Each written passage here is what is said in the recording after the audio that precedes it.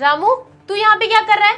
और साहब कहाँ है? अरे मेम साहब साहब नहीं है, तभी तो मैं यहाँ पे हूँ। अरे ये तू कैसी बातें कर रहा है? बताना तेरे साहब कहाँ गए हैं?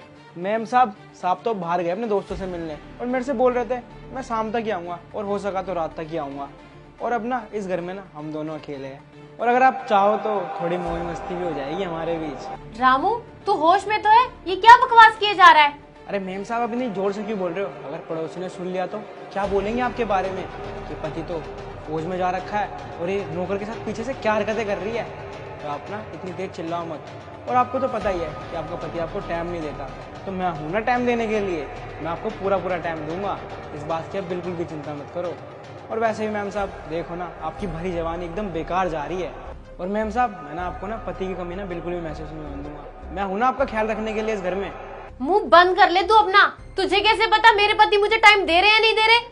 और मैम साहब मैं भी इसी घर में रहता हूँ और मुझे ना पता है अच्छी तरह से कि आपके पति ना आपको कितना टाइम देते हैं।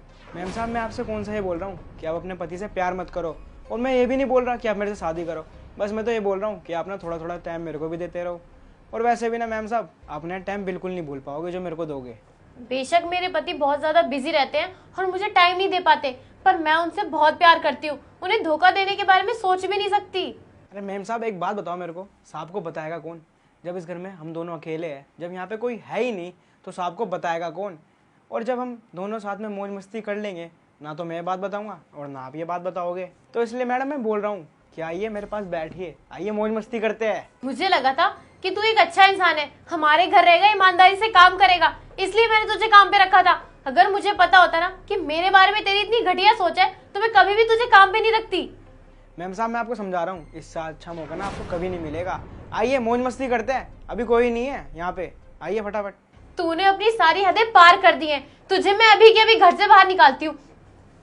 मैं इतनी देर से कुछ बोल ही रही हूँ तो तू कुछ भी बकवास किए जा रहा है। उठ, चल निकल मेरे घर से, निकल। शिवानी रुक जाओ। राजा तुम दरवाजे के पीछे खड़े होती देर से और ये मेरे साथ इतनी बदतमीजी कर रहा है। तुम इसको कुछ बोल नहीं रहे थे, चुपचाप खड़े खड़े सुन रहे थे। अरे शिवानी मैं ना कहीं भी नहीं गया था बाहर, मैं तो यहीं दरवाजे के पीछे छुपा हुआ था। शिवानी इसने जो भी कुछ बोला है ना तुम्हारे को, मेरे कहने पे बोला है। इसमें ना इसकी कोई बिल्कुल भी गलती नहीं है। क्या राजा, तुमने इसको ये सब करने के लिए बोला? पर क्यों? अरे तुम ये कैसी बातें कर रहे हो? तुम्हें मुझ पर बिल्कुल भी भरोसा नहीं है। मैं तुम्हारी बीवी हूँ और मैं तुमसे इतना प्यार करती हूँ। तुम्हारे पीठ पीछे मैं इस रामू के साथ ऐसा कुछ करने की सोच भी नहीं सकती। पता नहीं तुम क्या बकवास कर रहे हो। तुम्हें तो मुझ पर बिल्कुल भरोसा ही नहीं है। शादी को इतना टाइम हो गया है, आज तक मैंने कोई ऐसी हरकत करी है जिससे तुम्हें शर्मिंदा होना पड़े? मैम साहब आपने प्लीज मेरे को माफ कर दो। ये जो कुछ भी था ना साहब ने मेरे को करने के लिए बोलता, पर मैं